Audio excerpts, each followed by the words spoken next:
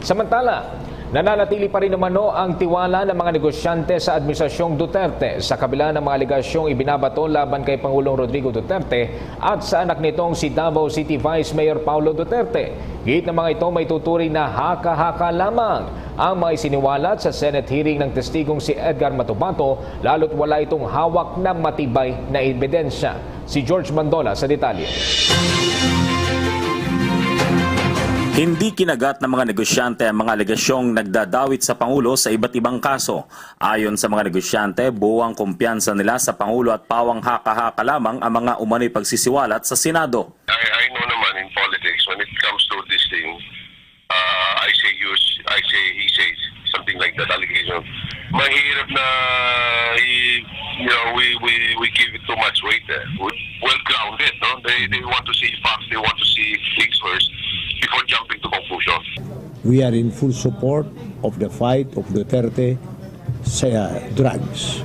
And we also pray that he will fight also smuggling because that is stealing money from our country. Sa isyong smuggling, halos tawanan lamang ni Aranza ang mga naisiwalat dahil bukod sa kasama niyang Pangulo sa mga nagbunyag noon sa kaso ni Davidson Bangayan, ito rin ang lumansag sa smuggling ng bigas sa Davao. In my long years na laban sa smuggling, wala pa akong narinig na nag-smuggle na isang Duterte na nag-smuggle sa rice. Now, even sa mga relatives ni... wala akong narinig yan. Nakiusap din ng ilang leader negosyante na tigilan na ang witch hunting dahil hindi ito nakakatulong sa ekonomiya ng bansa. Yes, everybody should exercise their freedom of speech as a Filipino, and if we love our country, let's not do those things in front of everybody.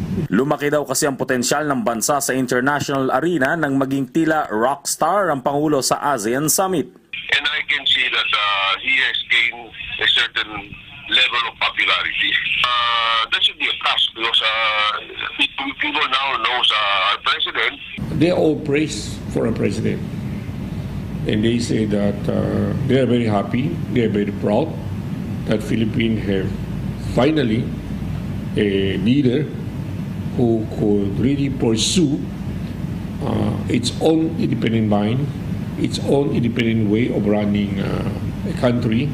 Para sa PTV News, George Bandola. Nagpahayag naman ng suporta ang ilang mga negosyante kay presumptive President Rodrigo Duterte. Ayon kay PCCI President George Barcelon, isang action man si Duterte. May report si Lala Babilonia. Ilang mga negosyante ang nagpahayag ng suporta kay Rodrigo Duterte bilang magiging Pangulo ng bansa. Si Ginoong George Barcelon, presidente ng Philippine Chamber of Commerce and Industry, ay tinawag si Duterte na isang action man. Sa isang banda, inaasahan naman ni Barcelon na agad mabibigyan aksyon ang PPP Act kapag naupo na si Duterte. Pati na rin ng pag-ayos ng suliranin ng maliliit na negosyo o MSME tulad ng nabanggit niya noong siya ay nangangampanya pa lamang. Well, we can see from the President-elect Rodi that he's a man of action. Okay. And at this point in time, alam natin na there's a lot of things pending, okay, that needs to be acted upon. I would think in the PPP na those that are ongoing can be finished on time. Okay, yung mga deadline. And for those that are pending can be started right away. Kasi ang laki ng bagay ng PPP eh. I mean, you know how it is, the infrastructure, all of this problem that we're facing, traffic. Dagdag pa ni Barcelon, nakikita ng kanyang grupo na competent ang binabanggit ni Duterte ng mga pangalan na isasali sa ganyang gabinete. Kung may alinlangan man daw ang ibang investor, nararapat lamang na bigyang oras si Duterte. Well, actually, since the time and after the first 3 hours of the canvassing of votes, nung ipakita siya na talagang nandiyo yung sincerity, dedication niya, I think everybody is in high spirit. Okay? In high spirit because nakita namin na, well, siguro siya yung divine intervention. Di ba? For those who believes in him, definitely the trust is there. For those who have never worked with him,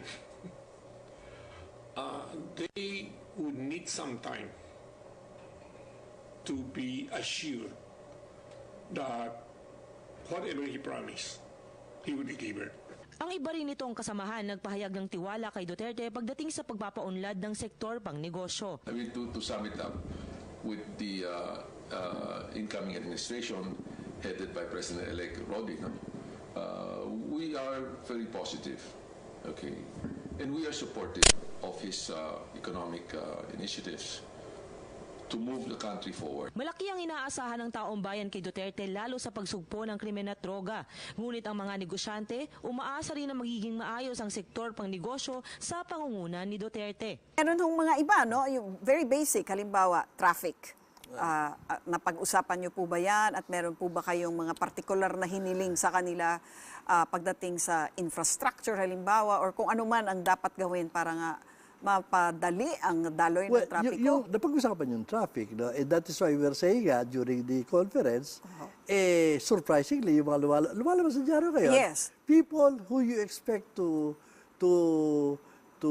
not even hear of it are beginning to say, okay, halimbawa, pagbubukas daw ng mga private subdivisions, kung kailangan dumaan doon ang trapiko. Nung araw, unheard of yung meron kang maririnig na isang tagaro, di ba kapatayin siya ng mga kapitbahay niya. Hoy, mga negosyante silang nakatira doon. Ngayon, okay na sila ron? They're okay. Do you think that's just for the moment, nung kaharap nyo sila, pero mamaya, pagka inimplementa na, baka bago na? I think it's because they really believe that the incoming administration is serious. And if they are going to deliver, you really have to support them. Otherwise, balik na naman tayo sa dati. I think one of the things that made you happy is yung discussion on income tax and the lowering of income taxes, halimbawa, and even capital gains. Anong reaction nyo doon? Well, actually naman, wala naman discussion doon in administration lowering eh. Pinag-uusapan lang, ano ipapalit mo? Ano ipapalit mo? Kasi pagka nagpababa kayo, di ba? Bababa naman ang collection. It's tending to be, meron mga suggestion na kuhanin mo sa VAT, no? Pero para hindi welcome no sa ano yung VAT, no? Because baka yung excise tax ang tinatarget na pampalit, no? Yes. Lalo na on luxury items. On luxury no? items. Yes. Matanong ko nga lang ho, no? Alam nyo naman, marami po ang nagugulat, hindi lang mga negosyante, sa gawi ng magiging Pangulo natin, ano ho?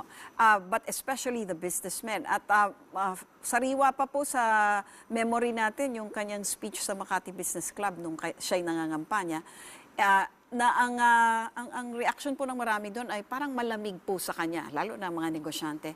Nagbabago na po ba yun? Nararamdaman niyo po ba yun?